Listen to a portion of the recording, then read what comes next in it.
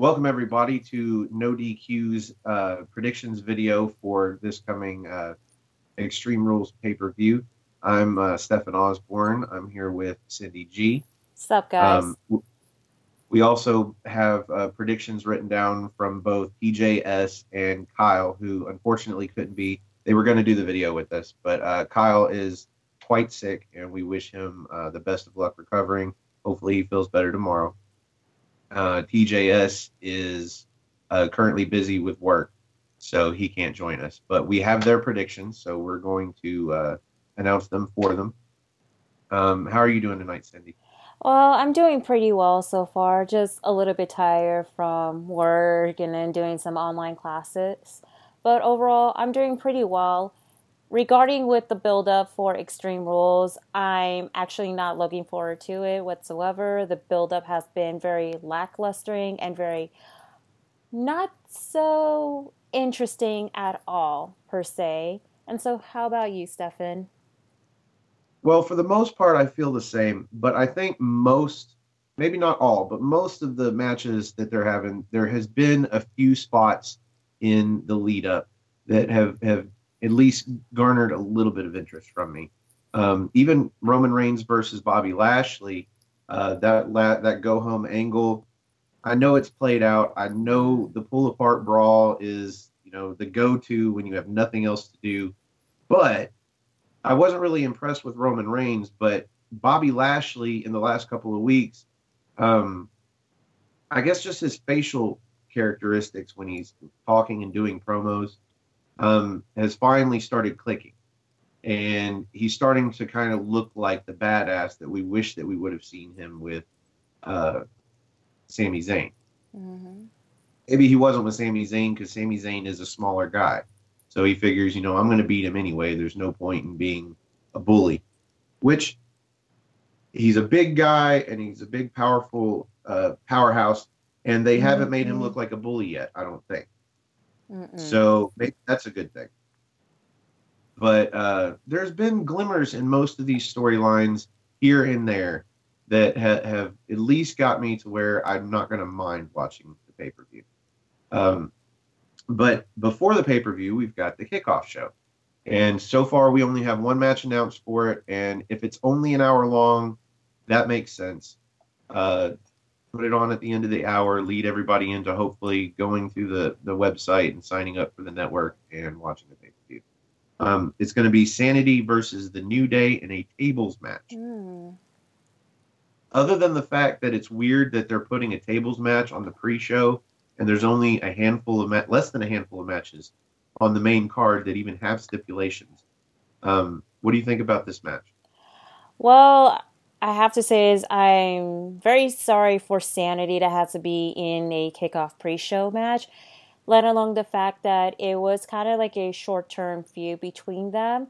And as we saw on the last episode of SmackDown Live, that it was a five-man tag team match between Sanity and the Bludgeon Brothers versus New Day and Team Hell No, and you could see that Team Heel did win the match. So it looks like from such on paper that it seems that Sanity is going to be the one that's going to win the match.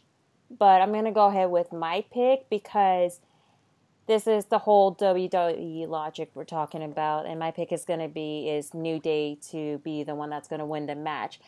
Now, will it kill Sanity's credibility if they lost to the New Day? Absolutely not, because this is their debut pay-per-view, and with debut pay-per-views with new stars that's coming from NXT, calling up from NXT, it all depends on how they're gonna book them correctly, and for the storyline aspect as well. And to be quite honest, I just wish the New Day should break up from the start, but I guess it is what it is. Well, I think the only problem I see with that is that you're going to take one team that's used as a whole and break them up into three separate single stars possibly. And there's already so many people on the roster. Yeah. At least one or two of them are immediately going to get lost in the shuffle while they push, let's say, Big E. I don't I don't really know who I would want to pick to win this match. Maybe that says that there's not been a whole lot of yeah, this would probably be one of the storylines that has no glimmer of interest in the build up. But because it's Sanity's debut match and it is on the pre-show though, so is that even canon?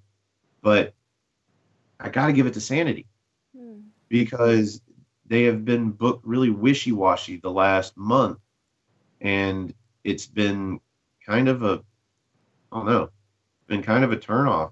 You know, I like Sanity back in NXT, but I think that's a big problem with a lot of the people called up from NXT is that they're handled so well that it's almost a shame that NXT is considered a farm company, you know, or a farm federation, because they do much better if they would stay in NXT, and NXT would be its own brand, not the AAA league where, you know, the problem with that is that when they call up these guys from NXT to the main roster, they're not just calling up mid-carders and upper mid-carders and main eventers. They're calling up jobbers too. Mm-hmm. But they're calling up the best of the best because they're ready to come up. And so people fall in love with these guys in NXT, and then they're called up to take a jobber spot. And then people get really hurt that they would do that. But it has to be done. In this case, they've been really wishy-washy with Sanity over the last couple of weeks, but they need a win. And so I would give it to Sanity. Okay. I also expect this to probably be one of the matches that you might think is the match of the night. Like it might be a contender for match of the night. I mean, those 6 in the tables match should be really, really good. It's a shame that it's on the pre-show, but I guess something has to be. Exactly. And the question is, will there be a possible debut of Nikki Cross? I don't think Nikki Cross is going to debut until there's something for her to do in the women's. Yeah, I agree. I mean, go ahead. I mean, like, even though there has been a report that she did a house show for the SmackDown brand very recently, I mean, maybe she'll probably gonna debut like right after Extreme Rules, but again, she's better off in NXT on her own, as I stated. I mean, I could see her debuting at Extreme Rules and somehow causing Sanity to get the win, but it's weird to think they, you know, even a girl as tough as Nikki Cross, it's weird to think that they would put her into a situation where she's in the middle of a 6-man tables match. Yeah. So I don't know about that, but as soon as there's something for her to do in the women's division, then yeah, I'd say that's when it's time to call her up. So maybe that's why you don't put her in the promos and you didn't get any hype for her from the call up with Sanity, is because they didn't have anything for her.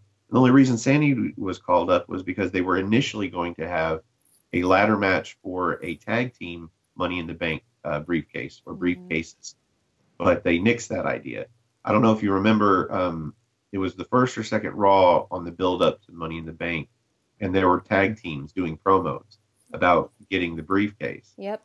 And it kind of didn't make sense because they dropped the whole thing. Mm-hmm. It's like, well, these tag teams, I guess, could go as single stars to qualify, but none of them, or some of them, didn't even get matches to try and qualify. So it made no sense for them to be in promos about it. Exactly. Other than the fact that they dropped the idea of a tag team Money in the Bank ladder match. I'm hoping maybe they do a tag team Money in the Bank ladder match at like WrestleMania. That would be sweet. I agree. But they had all these promos for Sanity because they were expected to be in that ladder match. Well, now they had nothing for them. And it took forever to even find something for them. And it's been this wishy-washy booking over the last 4 weeks. So it's probably better that they haven't promised us Nikki Cross yet. Exactly. You know, let some open up in the women's division for her and then bring her out as a surprise. Don't tell us she's coming and then have nothing for her to do. I agree. So moving into the main card, what match would you like to do first? Okay, so before we get into that, let me go ahead and say TJ's pick for the kickoff pre-show match. So he actually chose Sanity. And Kyle chooses New Day. Okay. And so Kyle agrees with you. Okay, cool. So anyway, so moving on here, for the main card, I would say we have is the Extreme Rules match for the WWE Raw Women's Championship match between the champ, Alexa Bliss, versus Nia Jax. So I don't even care about this match as much, let alone the fact that I don't understand what's the whole deal with Nia Jax turning face all of a sudden. I mean, we did see a match between her and Ronda Rousey at Money in the Bank, and all of a sudden it ended no contest because Alexa Bliss did attack both of them. She cashed in her Miss Money in the Bank contract, and then she beat Nia and won the Raw Women's title. So this whole situation with the whole storyline going on is pretty much complete lackluster. And what is pretty shocking is that you saw Ronda Rousey did beat up Alexa Bliss, and did she also kind of slightly attack her, and then right afterwards she got suspended for 30 days.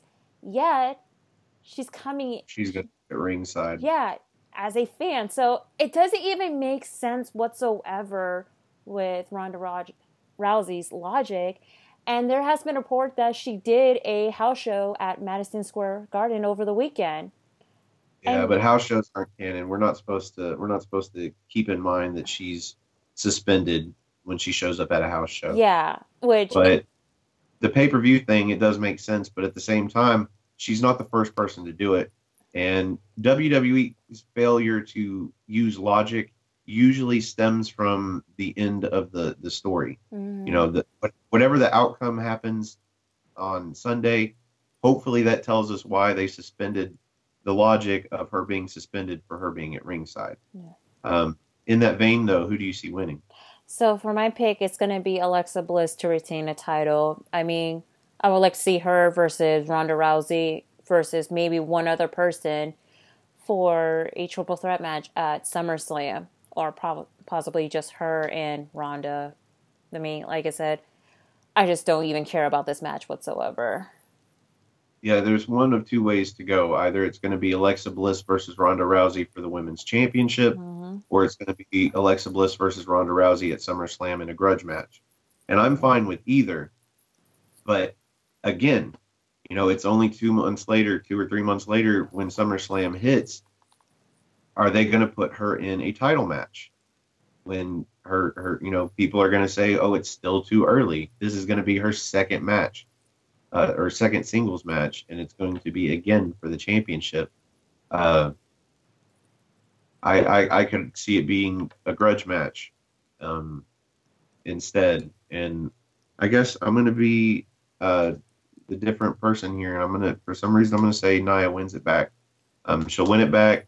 Alexa Bliss will use her rematch on a Raw, you know, soon following the pay-per-view, if not the next night, and then they're going to get the rematch out of the way. And then it'll end up being Nia versus somebody, and that leaves Alexa Bliss to have a grudge match with Ronda Rousey at the pay-per-view, so that they don't have to put Ronda Rousey in another title match. And then maybe, because it's too early to give her the title still. Yeah. So I'm going to say Nia Jax win. Okay. And as for TJS's pick, he chose Alexa Bliss to retain a title.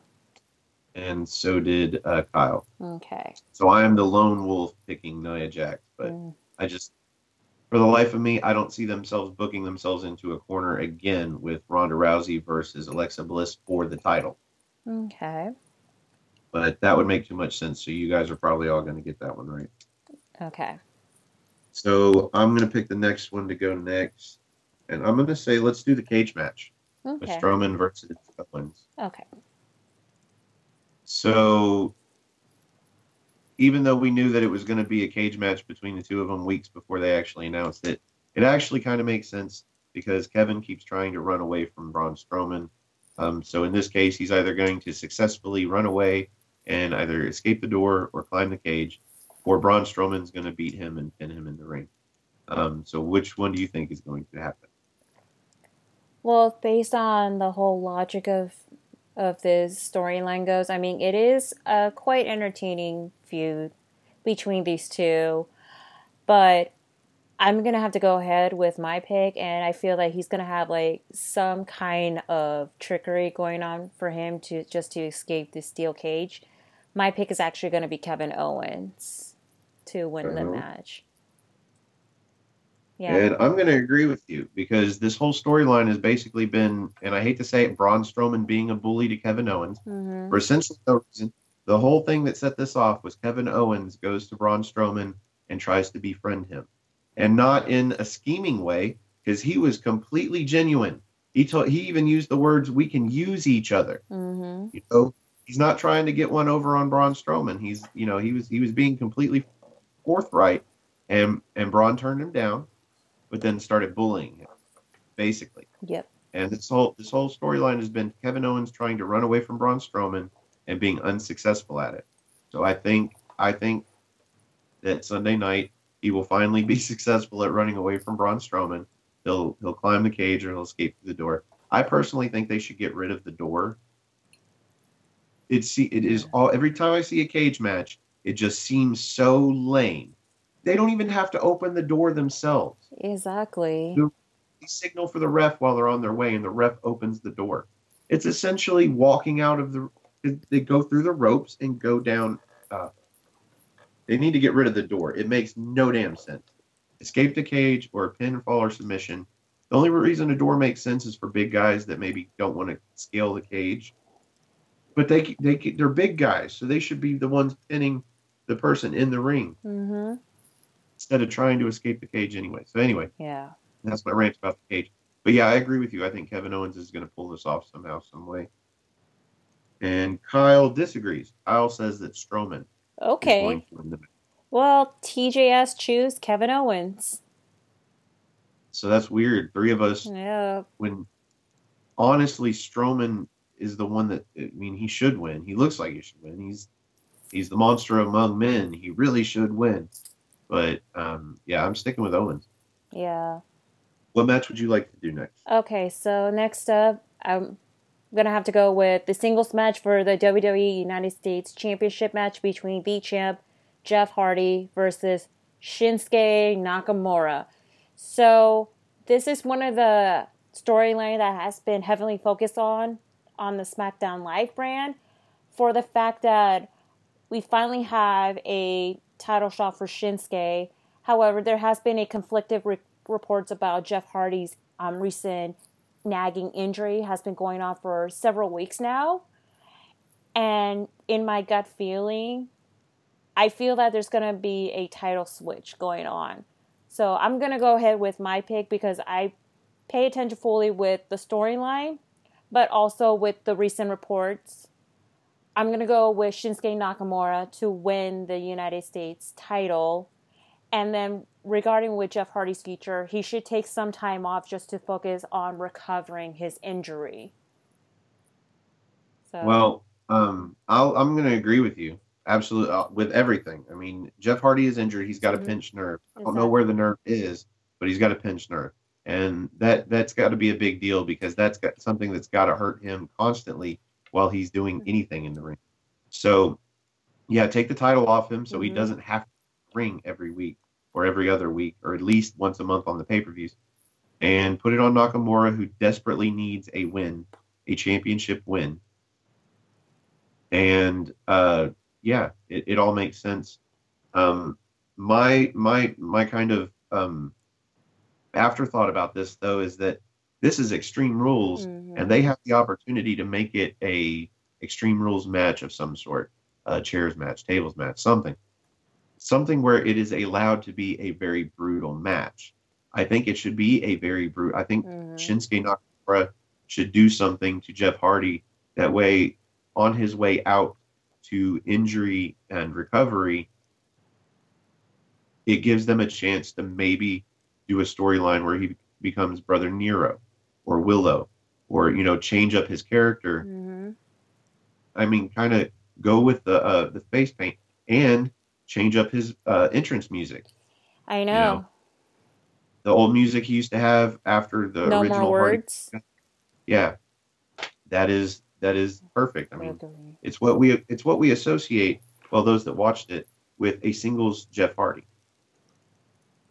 Kind of like version 1 is what we used to associate with Matt Hardy. Yeah. I'm going to agree with you, Nakamura. And Kyle as well agrees, Nakamura. TJS also agrees Nakamura.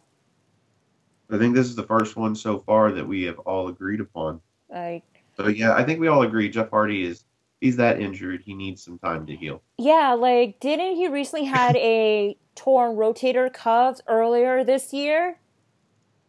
Yeah, Yeah. he's had nagging injuries for a while.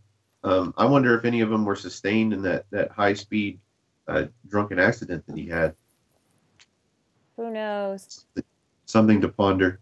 Yeah. The next match I'm going to choose to get it away now, get it out of the way now, instead of saving it for the main event, which, hate me if you want to, somehow I think it's going to be the main event of this show.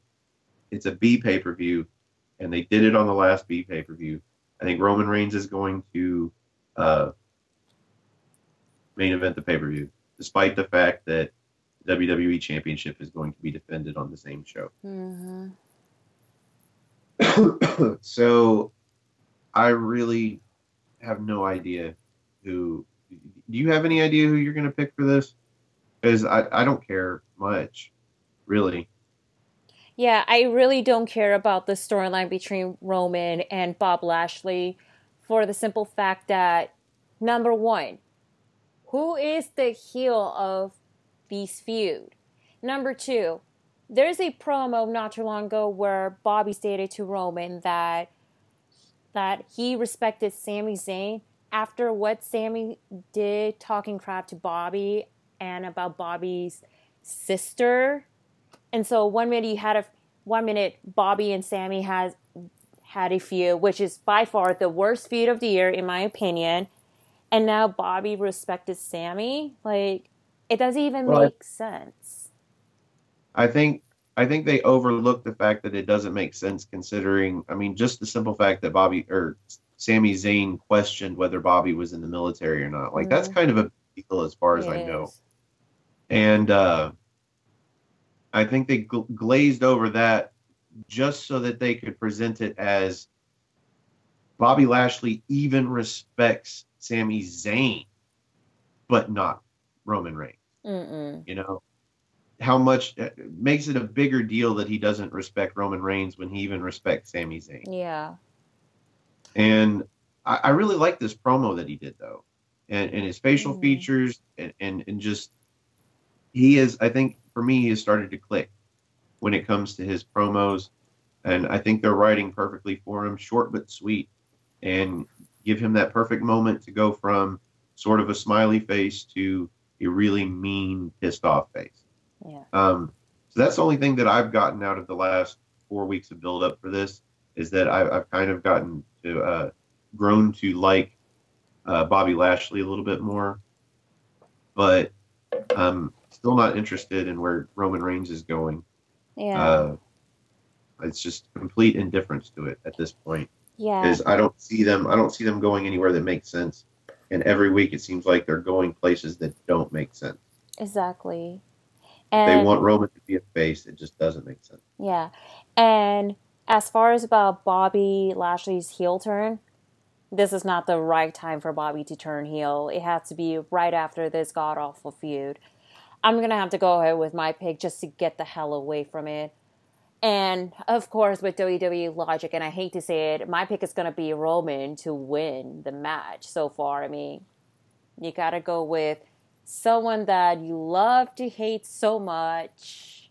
And it has to be Vince's logic to have Roman pin Lashley. So, Roman it is. Roman it is. Well, I think this match is going to be the one that propels one or the other into a Universal Championship match with Brock Lesnar at SummerSlam.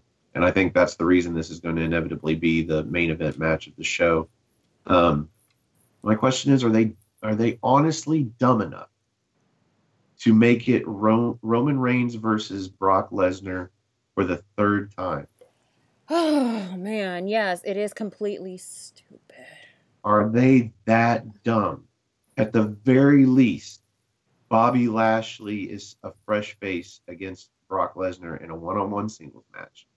So just for that reason alone, I have to go with Bobby Lashley. I know Roman Reigns is going to win, but I have to go with Bobby Lashley. That's how bad I don't want to see Roman versus Brock again. Yeah. So that's my projection of a prediction in hopes that somebody hears it. Yeah, that makes sense. Let's not go with Reigns. Yeah. Well, TJS actually agrees with you. He chose Bob Lashley to win. Smart guy, that TJS. Oh, indeed. And Kyle actually agrees with you. He thinks that, I'm sure he knows that Reigns is going to win. I think we all know that Reigns is going to win. Yeah. But at least me and TJS are so hopeful for Bobby Lashley to hopefully.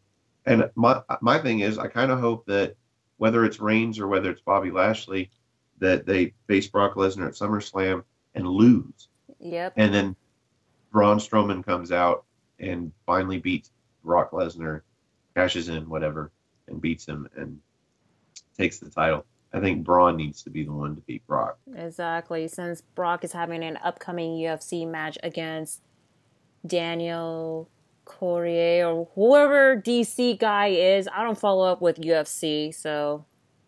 Well, as far as I know, this is Brock Lesnar's last contractual match. The next one that he does, which presumably is going to be at SummerSlam. Oh, yeah. So whether he wins the match or not, he's not leaving with the title, I don't think. They didn't let Bret Hart do it. I don't think they're going to let Brock Lesnar do it. And I think it should be Braun Strowman that takes the title off of him. But that's just. But I'm hoping Bobby Lashley does it. It would be so much sweeter to see Roman lose for a third time. But I don't want to have to bear the match that they would give me in order to see that again. So I'm going with Bobby Lashley. Okay. Moving on. What match would you like to do next? Okay. So next up, I just want to get the hell out of the way for this match. It will be for the WWE SmackDown Women's Championship match between the champ Carmella versus Asuka. And here's a kicker. James Ellsworth will be suspended above the ring in a shark cage. Because if they don't use the shark cages enough, and for good reason sometimes, they put China in a shark cage. That made sense, but she was able to interfere in the match despite. So I see Ellsworth figuring out a way to either actually interfere in the match despite being in the shark cage, or to comedically try to interfere in the match and fail. But it's a little played out. Yeah. It's a shame that Asuka's in a match that we're like, groaning over. But who do you pick? Well, okay, as I stated on Twitter, you guys, I did say that Carmella is by far the worst WWE SmackDown Women's Champion ever. Just not all time, just one of them. But as far as for overall, like, regarding, like, both the Raw and SmackDown Women's title, the Divas title, and the OG WWE Women's title, I have to agree. She is one of the worst title holders in history. Like, I don't think of worse. To worse. Gotta remember, Sable held the belt. Sable was when she held it the first time, she was not great. I mean, she was terrible in the ring. Carmella can at least work in the ring, even if it's not so great. Yeah, with Sable, I mean, she has like a 50-50, like, when it comes to her in-ring ability and then her promo. But with Carmella, something about her promo seems to irk me big time, that it came off as an annoyance. But with her in-ring ability, she just needs to be having some improvement so far. And then, most of all, like, the majority of her, like, her matches, with or without James Ellsworth, seems to be a bit lackluster. Well, I think I've seen some improvement in her wrestling. They have, in my perspective, they've given her a lot of the ground game to kind of hide the fact that she's not so good with, most of the fast stuff yet. But she hasn't been that terrible, I don't think.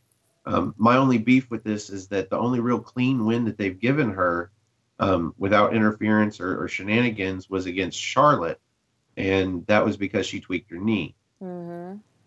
It was still a clean win, and it was a really good match. So she puts on a really good match occasionally, especially working with the right people. I think Asuka is the right people. They book the match let's not say wrong, but not so entertaining.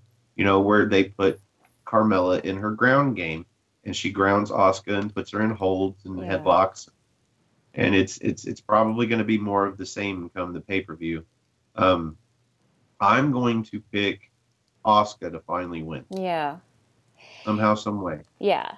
I have to agree with you because ever since Asuka lost her streak at WrestleMania 34, it seems that her win-loss record has been a huge balancing act. And as I stated on Twitter like a couple weeks ago, that I actually feel sorry for her that she's being booked poorly and for the fact that she's being criticized for like not having as much of like a push as she needed, especially from a creative standpoint. So if she could beat Carmella and be the new SmackDown Women's Champion, that's going to bring as much more of a notoriety, not just for herself, but also for the title as well.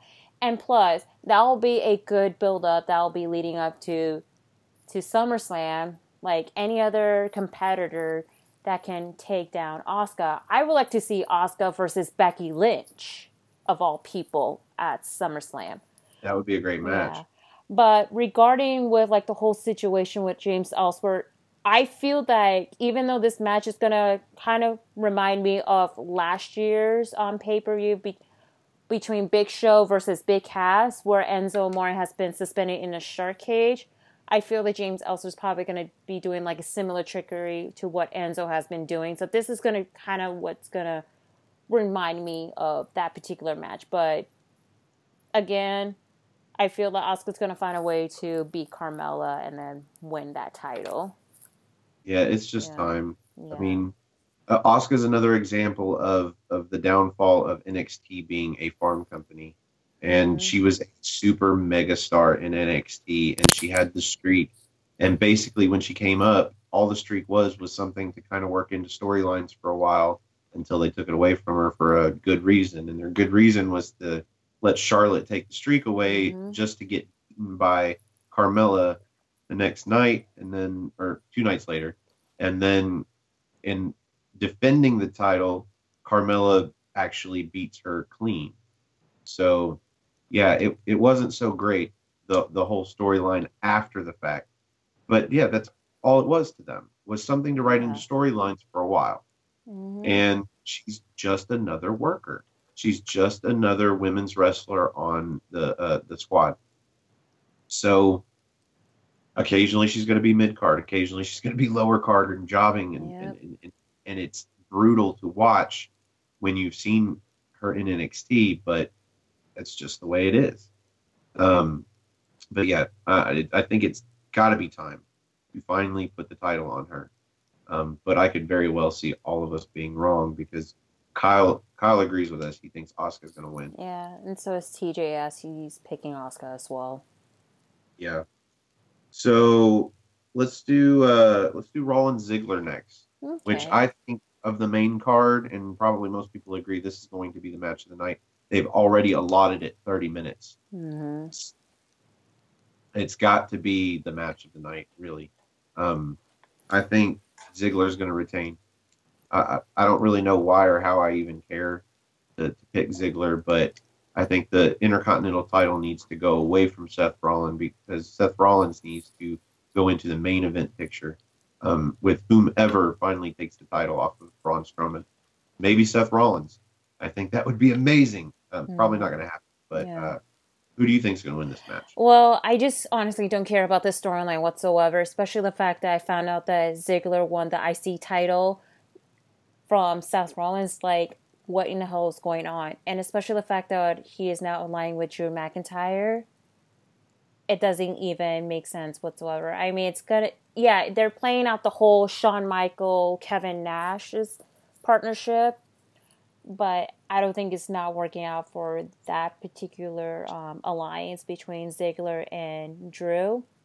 And regarding like this whole feud between them and Seth goes, it was seems quite entertaining, but then again, it's kind of like watered down, especially with that promo that Seth did cut on Monday talking about blackmailing and Drew McIntyre's bestiality. I don't know. This is like the whole issues with Seth Rollins. Like, he is so good on a mic, but yet making some sort of a comeback, it doesn't even like suit out with that feud whatsoever. I mean, I was quite entertained when he actually called Chris Jericho Sparkle Crotch. That was quite entertaining. Well, for me, the highlight of this feud has been the matches, because it was extremely surprising when Dolph Ziggler beat Seth Rollins for the IC title on Raw. Like, anytime a title changes hands on Raw or on SmackDown, it's always kind of surprising. But Ziggler is credible, and it was a great match.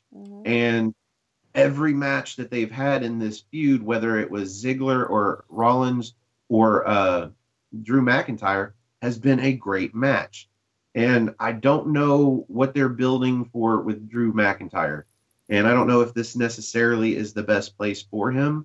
But if this is the only way they could get him on the show, it's not really doing him much of a disservice, I don't think. It's putting him in matches where he is looking amazing. I mean, that match that he had with Rollins Monday night, I thought was a awesome match. Probably a better match than they should be putting on Monday Night Raw. Like, that's almost a pay-per-view quality match, especially since it had a sort of a clean ending, even though there was some, attempt at interfering from Ziggler, which was a distraction, but still, it had a pinfall. So for me, that's been the highlight of this feud. The storylines, I mean, the joke about having sex with sheep, or alluding to having sex with sheep, it might have gone over better in the Attitude Era as far as the PC idea of saying something like television. But I don't think any more people would have laughed at it. It still wouldn't have been funny. It was a terrible joke and unnecessary. And according to Wrestle Talk, it is incorrect, because that is not a Scottish stereotype. That is a Welsh stereotype. And Wales and Scotland are two different places. So it was bad all around. But I'm still looking forward to this match, because all of the matches have been amazing. And I imagine a 30-man Iron Man match. I wish it was an hour long, a proper 60-minute Iron Man match.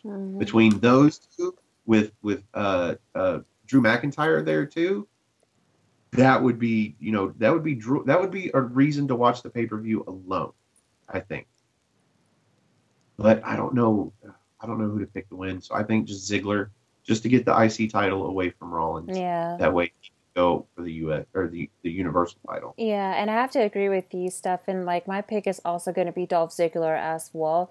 But I have a theory, and it may or may not happen. I have a feeling like after Extreme Rules, we're probably going to see a turn from Drew McIntyre, possibly attacking Ziggler.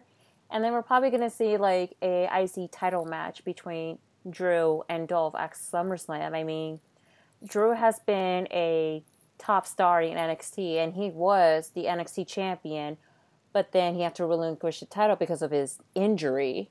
And then all of a sudden, he's recovered from his injury, and then he got called up to the main roster. So I think it's the time that Drew McIntyre is ready for a title shot in the main roster. And hopefully he will definitely, outshine Ziggler. But who knows? I agree and disagree. I think a turn is a great idea, but I think Ziggler should be the one that turns heel. Or no, I guess if McIntyre turned, he would be turning face. However it comes out, Ziggler needs to come out as the heel, because as bland of a character as Ziggler has become, he's been the same character for so long that it's bland, vanilla. Yeah. He's still better as a heel than he is as a face. And he's more likely to get booed as a heel than he is to get cheered as a face. So Ziggler needs to come out the heel in this, because I think even though I think Drew McIntyre is a better heel than he is a face, I think he would get some great face heat. Because he's just a big badass right now. Yeah. Basically. I think Kyle agrees. Kyle picked Ziggler. Okay. Well, TJS, pick Seth Rollins to win back the IC title. That's hopeful. Yep. I guess if we're still not going to see the Universal title on Raw for another month or more, then it would be nice to have Rollins with the IC title because he probably will defend it on several Raws as opposed to Ziggler. Ziggler probably won't defend it until SummerSlam. Exactly. So that's hopeful thinking, TJS, but I think the rest of us disagree. Okay.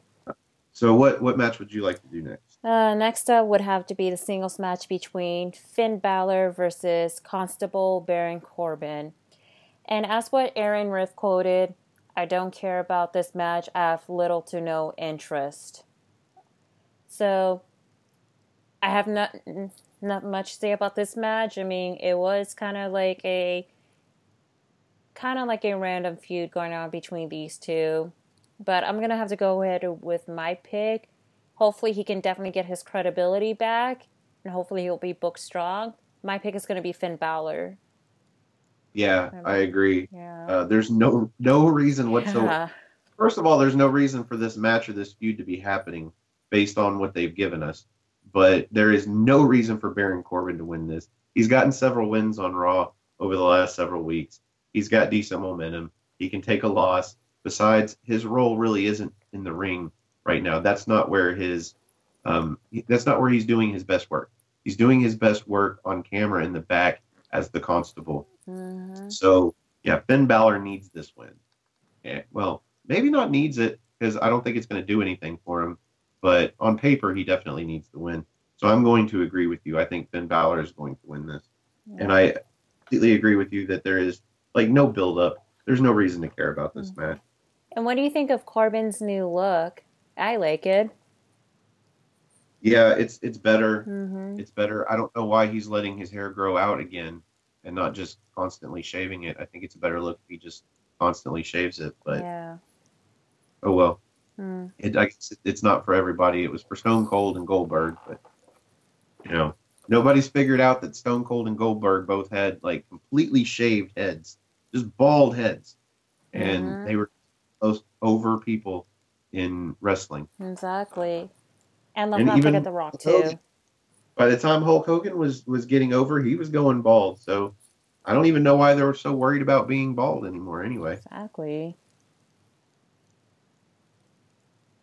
So let's do the Raw Tag Team title match next with the Bray Wyatt and Matt Hardy, the Deleters of Worlds versus the B Team. Stefan, before we talk about that, TJS's pick for Baron versus Finn Balor's match. It's all good. He chooses Finn Balor to win. And Kyle actually chose Baron Corbin. Okay. Now let's talk about the Raw tag team match. Go ahead. Yeah, the B team, what is it? Bo Dallas and Curtis Axel. Yep. So I guess we get our spot on no DQ via the B team. So one would think that we would be a little prone to the B team. No, I don't see the B team hitting the titles. They might get the win, but not the titles. It's whoever challenges for the titles next, it's going to seem like a squash match. Mm-hmm. And even if they overcome them, the next one's just going to seem like a squash match. They haven't done a good job in building up the B team to look like credible contenders. So instead of saying there's a disqualification or something where the B team wins but doesn't get the title, you know what? No, that's what I'm going to say. I'm going to say there's a disqualification and the B team wins the match, but Bray Wyatt and Matt Hardy keep the title. Okay. Yeah. I just don't care about this match. Like, honestly, especially what's sad is that the B team beat the Leaders of War one by one every week, like in a singles match. Well, technically, they only beat Matt Hardy. Yeah. So that at least suspends some belief that as a team, that Matt Hardy and Bray Wyatt could be the X factor and keep Matt Hardy from losing another match against these guys. Exactly. And I have a feeling that we're probably going to see some interference going on, maybe with the Revival during the match. But I'm going to have to go with this match to end in no contest because, like I said, the Revival is probably going to come in, interrupted a match, and then the ref will call in no contest. So that's my pick. Is it more like a double disqualification, or is it more like just nobody wins because we're not going to disqualify this team because clearly they're attacking everybody? It's going to be a double disqualification. Okay. Yes. I'm going to leave it at no contest, and either or we'll consider a point. Yeah. And so for TJ's pick, he chooses Delete of the Worlds to retain the title. Yeah, so does Kyle. Yeah. I don't know if that means clean or what. Yeah. I guess if they retain, it's clean. Yeah. Oh well. and then right afterwards we have is the SmackDown Tag Team Championship match between the Bludgeon Brothers versus Team Hell No. So I think this is going to be one of the matches that I'm pretty looking forward to, especially the fact that we have is Kane and Daniel Bryan reunited. But then again, they lost for the past 2 weeks. Well, give or take, they beat the Usos. The Usos, yes. But then, like on the 10-man tag team match, they lost to the Bludgeon Brothers along with Sanity. Didn't Daniel Bryan? He did the knee to what's his name? The leader of Sanity. Oh, Eric Young? Yeah. He did the running knee to Eric Young and pinned him. Okay. The Faces won that match. I don't know. I'm just like trying to not remember like the horrible week from Raw and SmackDown. Like I'm just trying to block my memory. For everybody out there in the ODQ universe, it's 1:10 a.m. here. So out there on the West Coast, it's what? 10:11. 10:11. So it's late for both of us. So it's fine, but I'm pretty sure Daniel Bryan actually picked up the win on that one. Yeah, I don't know. So they have won several times in the last several weeks. My only thing about that is they actually gave us the match with them as a tag team against the Usos, which granted it's a great match, but like that's part of them getting together and doing a match at the pay-per-view is that'll be the match where you get to see. They should have done the 10-man tag team match a few weeks ago and then found something else for them to do other than actually giving us a match with them. That's my only critique of this. But other than that, this should be a really good match. If only because Daniel Bryan's in there working. Should be a really good match. And I predict that the spots where it's Daniel Bryan in the ring with not Rowan, but Harper, when those two are in the ring together, those are probably going to be the best spots in the match. Yeah. I'm going to go with, even though it doesn't make sense because he's running for mayor, I'm going to go with Team Hell No. It makes too much sense to have this be a feel-good moment at the end. Yeah.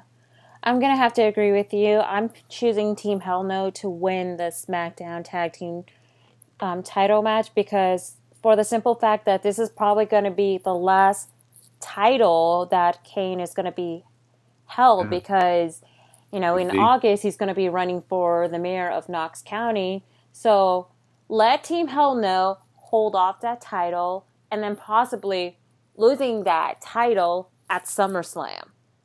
That's how I would like to see it happening. Well, it wouldn't necessarily be the last time we see Kane.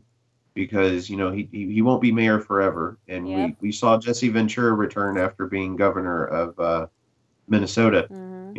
He came back a couple of times. Granted, he didn't really wrestle. But, I mean, if Kane only is mayor for 2, 4, 6, 8 years, whatever it is, he can still come back and even possibly come back and wrestle. But, this is probably going to be the last time we see a title of Kane. And it would be a great send-off to do it with Daniel Bryan, to do it as a face. It is probably the most accepted that Kane has ever been as a face, maybe next to when he was a tag team champion with Hurricane Helm. Yep. So, if this is Kane's last run, makes all the sense in the world. Put the tag team straps on him. He didn't do something over the top, like give him the world title or the universal title. But put the tag team straps on him with Daniel Bryan as the biggest face that he could possibly be. send him off into his career in politics. Oh yeah. It's going to suck to see them lose the title. Yeah. That's the thing. Unless they end up, just forfeiting them because Kane can't stay. He's like, yeah, by the way, I'm running for mayor. Yeah. So I'm going to have to give this title up. Yeah, I can see that maybe happening. Yeah, like a nice send off. Yeah, where he doesn't have to lose. Yeah. That would be, but too nice and makes too much sense for WWE to do. So I wouldn't see all of that happening. But at the very least, I predict them to win the tag team championships. And so does Kyle. Kyle says it's going to be the first loss to the Bludgeon Brothers as a tag team with the champions at Extreme Rules. Yeah, and TJ has also picked Team Hell No. So we are all in agreement that is what should happen. Yes. And probably all going to get disappointed. Oh, man. Oh, because Kane does eventually have to ride off into the sunset and go be mayor. And it is Tennessee, and he's under the Republican ticket, so it's a good chance that he will win. So good luck to him in both the match on Sunday and in his run for mayor. And that leads us to, can you believe it? Finally, the last match. Yep. And what I legitimately hope is the main event, because it is for the WWE Championship, the only world title that is on television right now, and the only world title that will be present at Extreme Rules. Should be the last thing that goes on. Yeah. What do you think? Well, I have to agree, because WWE Championship or any titles have to be in the main event. Whether if it's a Universal title or a WWE Championship, stay with the main event match of the night. So, AJ Styles as the champ versus Rusev. So this is going to be a pretty interesting Rusev day for this particular feud going on. I mean, I was pretty much skeptical about it because last year, Rusev did lose to John Cena at a flag match, which caused to be a bury moment for Rusev. And then a couple months ago, we have Rusev versus Undertaker at the Greatest Royal Rumble. Again, Rusev lost. Buried. And now he won the gauntlet match a couple weeks ago and is the number one contender for the WWE Championship. I mean, it was pretty intriguing, let's just say that. I don't know, what do you think about this, Stefan? Because I'm kind of like pretty skeptical. Well, it is going to be Rusev Day. Yeah. And it might be a really glorious Rusev Day. And happy Rusev Day to you, Cindy. Happy Rusev Day to everybody in the No DQ Rusev Galaxy. Rusev Day or as it Day. happens, today is also Rusev Day. Mm-hmm. Amazing how that works. I really want to get one of those calendars. It seems a shame to get a 2018 calendar halfway through the year, more than halfway through the year, just because it's Rusev Day on every day of it. Yep. They're still available. I still might get one. Yeah. It is going to be Rusev Day, and it's going to be glorious. Just the fact that he's in a championship match for the WWE Championship. Mm-hmm. I mean, finally. But as big of a fan as I am of Rusev, me too. And even I think when his fandom was peaked a few months ago, well, probably several months ago, when it was Rusev Day every day, everywhere, no matter what brand, no matter what match, it was always Rusev Day, and the crowd let you know it. Even then, I still like AJ Styles more. Me too. He is better all around. He is better on the mic. He is better in the ring. He is better everywhere in between. And between finally having Rusev win the WWE Championship and seeing AJ Styles win and continue at least for another month of his already fairly impressive reign lengthwise, even though AJ doesn't need it, he has cemented his legacy in what he did before WWE, and in the few years that he's been in WWE, he's already put together a Hall of Fame career. And I think it was because he was humble when he came in. He lost his first WrestleMania match. He was essentially buried in several pay-per-view matches in that year. and he just kept coming to work, and he kept putting on the best matches he could. He kept wowing the crowds into "This is awesome" chants. He pulled that 3-night stint where he flew from Argentina and wrestled the pay-per-view, and then Monday Night Raw, and then Tuesday Night SmackDown. Like, he is a workhorse, and he is amazing. He is dominant. And AJ Styles, I mean, I would love to see Rusev win, but it's not necessary because if AJ Styles wins, I'm going to be just as happy, if not happier. But AJ Styles needs to continue his reign because he has been so dominant, and there's no reason for Rusev to win. Rusev is probably going to come off of the back of this match into him splitting up with Aiden English. Yep. Is what I'm seeing happening. How do you think this is going to go? Well, my pick is going to be AJ Styles to retain the title because, as I stated in the past videos, I would like to see AJ Styles versus Samoa Joe for the title at SummerSlam. I mean, we haven't seen Samoa Joe in that would be an amazing match. Yeah, past couple weeks. So after Extreme Rules, we're going to see Samoa Joe issuing a challenge to AJ. And then that's going to lead up to a very incredible build-up to SummerSlam. Regarding with Rusev, I could see him and Aiden English breaking off. And I would also like to see Lana getting involved with that as well, with the whole Rusev and Aiden English situation. Well, they've already hinted to it, and that kind of faded away when it seemed like they were getting together as a trio. Mm-hmm. But they still planted the seeds. Yeah. So it is there.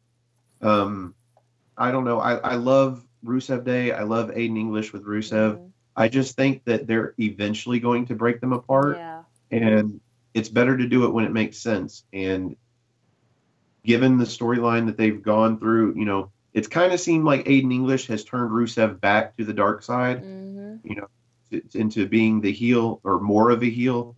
But in the beginning there, it looked like Rusev was being face and English was being heel. And so there's seeds planted there as well.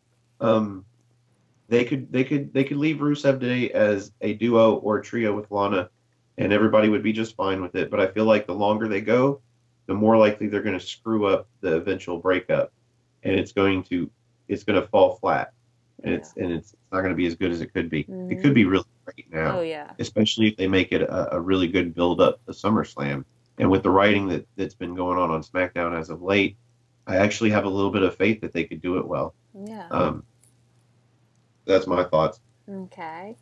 And so for TJS's pick, he chose AJ Styles to retain the title.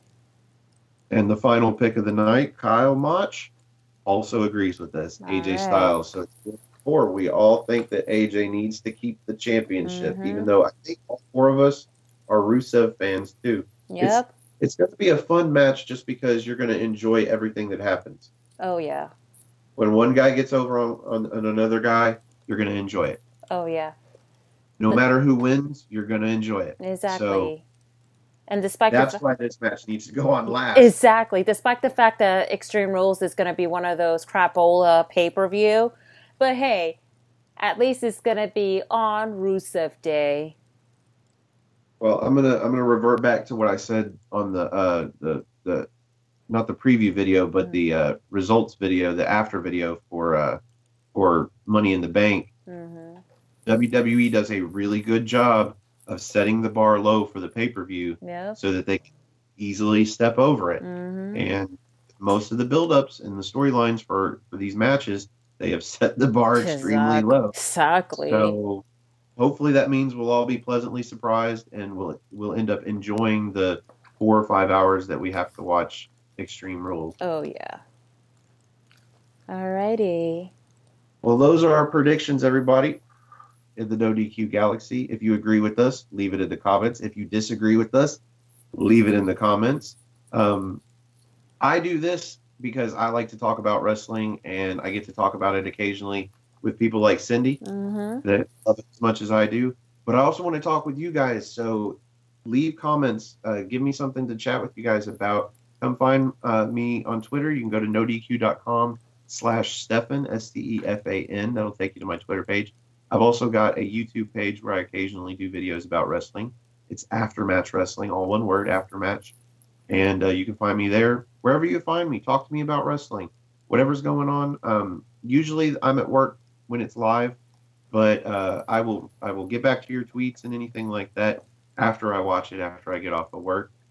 Cindy, do you have any plugs? All right, so you guys can follow me at nodq.com/Cindy. That's going to take you directly to my Twitter page. Also, make sure to follow me at simply_C_OK on Instagram, where I posted mainly photo arts, and also on my YouTube channel as well, which is kind of like independent wrestling, but also I do music video reaction to different wrestlers that are featuring in as well. And also, make sure to head on to nodq.com/shirts. That's going to take you directly to prowrestlingtees.com in the nodq.com section, where you guys can purchase different No DQ design t-shirts, like from nodq.com panel, nodq.com debates, also t-shirts from your favorite nodq.com personalities such as Jeff Meacham, Greg Cherry, Interstate Kyle, TJS, Virtue, Big G, myself, Stefan, and Kayfabe Candy Ass. And I think everybody. Yeah, pretty much everybody. So make sure to check it out, show some love, and all the jazz. And also, I believe Aaron has some limited of items left. Like, I think still have the NoDQ.com beanie, also the NoDQ.com wristband, title belt band, but I use it as a ring myself, and beach ball as well. So make sure to message at nodqmisc@gmail.com, or just simply message Aaron Riff as well. So there you go. Yeah. Make sure you go to nodq.com for all your latest news and rumors. Any updates on Extreme Rules between now and Sunday. Other than that, I hope everybody has a good Sunday and enjoys the pay-per-view. I hope, again, that the bar is set low and we are all pleasantly surprised. Mm-hmm. Thank you, Cindy, for joining me and doing the predictions. Pleasure. Thank you both to TJS and for Kyle for sending in your predictions. Kyle, we hope you get better. Yeah. And TJS, hopefully all goes well with work, and we will see you on the next video. Cheers, guys. Bye, everybody.